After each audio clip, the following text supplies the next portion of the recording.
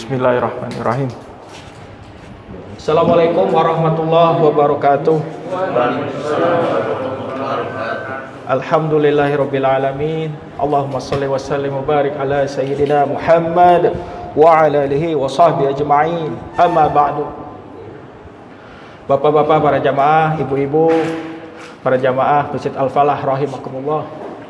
Marilah sama-sama kita panjatkan puja dan puji syukur kita kehadirat Allah ilahi Rabbi, yang hanya dengan rahmat dan ridhonya lah kita semua masih diberikan kesempatan untuk hadir di masjid yang mulia ini guna melaksanakan sholat isya, dilanjutkan sholat tarawih sekaligus witir insyaallah. Bapak-bapak, ibu-ibu, para jamaah Masjid Al-Falah rahimakumullah, izinkan saya sifatnya sharing aja, sharing pengetahuan dari apa yang saya pahami dari guru-guru saya dalam rangka watawassaw bil haqqi watawassaw bis sabr.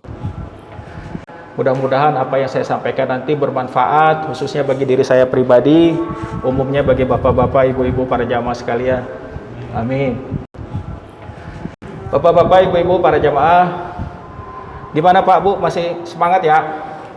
Puasanya masih semangat ya? Alhamdulillah. Insyaallah.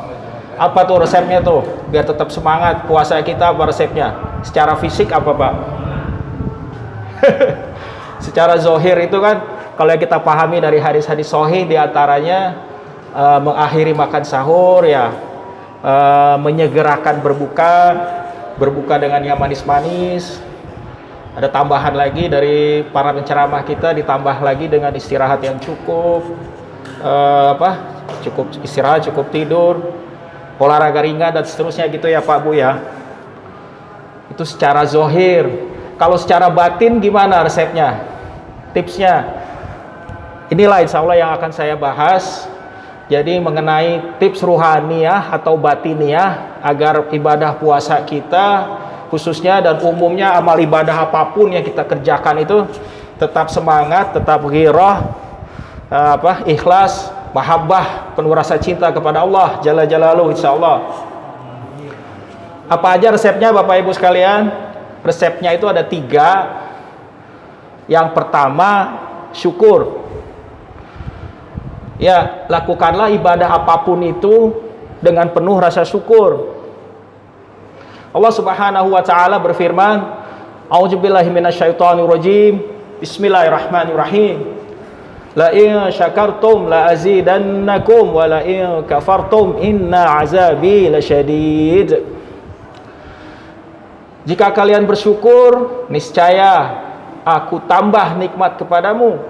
Namun jika kalian kufur atau mengingkari, pastilah azabku sungguh sangat pedih.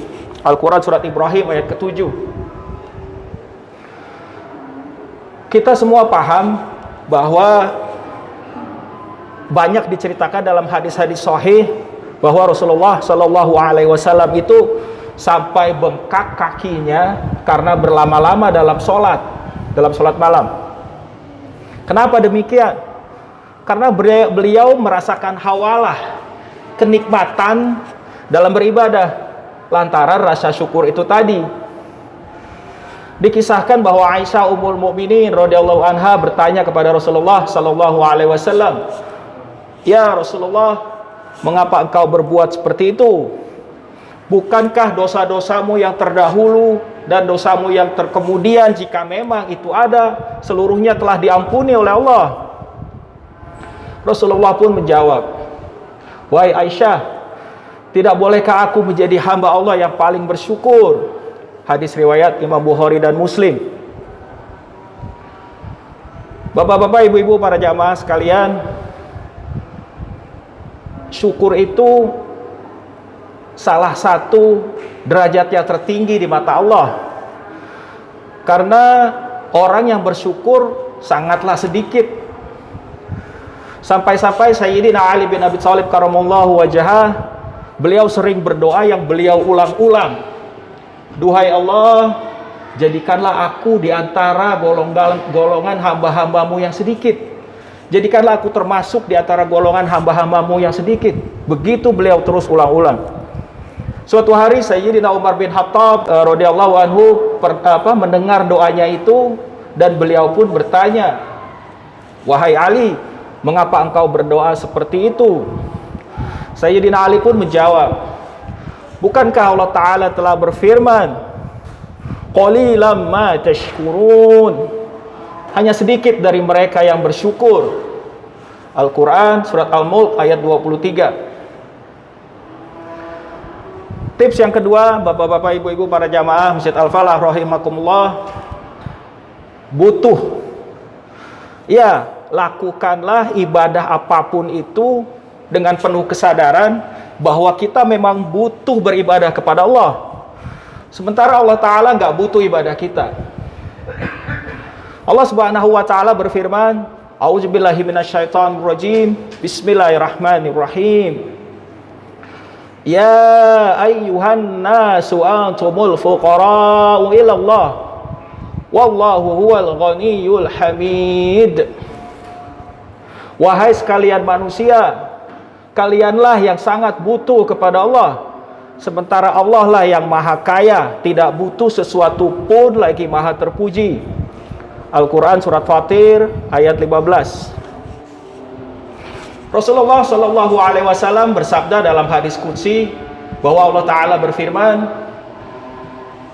"Jika penduduk bumi dari golongan manusia dan jin, dari yang terdahulu maupun yang kemudian, seluruhnya itu beriman dan bertakwa kepadaku," kata Allah, "niscaya takkan menambah kemuliaan dan keagunganku sedikit pun. Sebaliknya, jika penduduk bumi dari golongan manusia dan jin, dari yang terdahulu maupun yang kemudian, seluruhnya berhati jahat lagi ingkar, kafir kepadaku," kata Allah, "tidaklah akan mengurangi keagungan dan kemuliaanku sedikit pun juga." Hadis riwayat Imam Muslim. Allah Subhanahu wa Ta'ala juga berfirman, "A'udzubillahi minasyaitonirrajim. Bismillahirrahmanirrahim. Wa qulil haqqu min rabbikum. Faman syaa'a falyu'min wa man syaa'a falyakfur." Kebenaran itu datangnya dari Tuhanmu.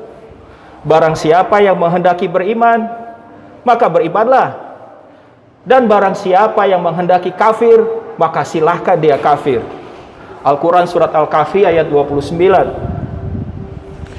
Jadi sekali lagi, jika seorang hamba menyadari bahwa dia memang butuh beribadah kepada Allah, ya di dalam hal ubudiyah, yaitu penghambaan dirinya kepada Allah Jalla Jalaluh, insya Allah ibadah apapun yang dia lakukan akan tetap semangat, ghirah, ikhlas, dan penuh kecintaan kepada Allah Rabbul Izzati. Amin, insya Allah.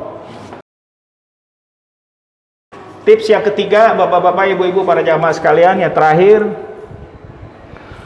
bekal.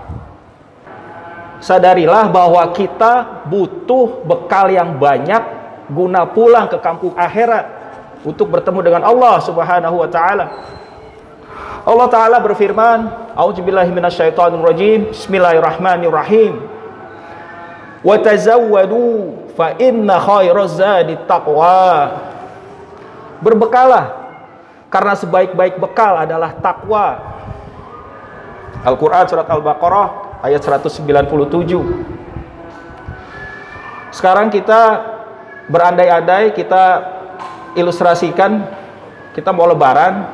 Misalnya kita mau pulang kampung, kita pergi dari kota A ke kota B. Untuk pulang kampung di dunia ini saja, kita harus berbekal yang lumayan banyak. Minimal kita butuh ongkos dan uang untuk sekedar makan dan minum di jalanan. Belum lagi kalau kita juga butuh untuk beli oleh-oleh untuk keluarga di kampung. Tentunya akan lebih banyak lagi bekal yang diperlukan.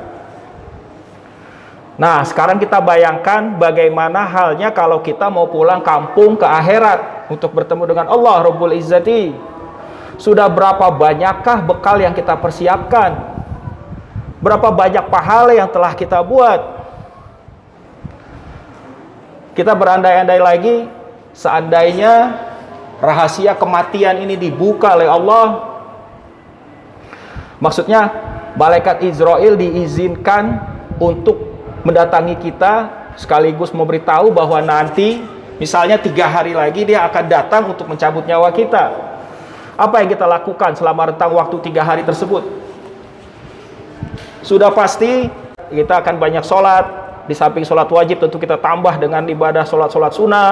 Kita perbanyak zikir, kita perbanyak baca Quran, perbanyak sodako, dan seterusnya. Gitu ya Pak Bu ya.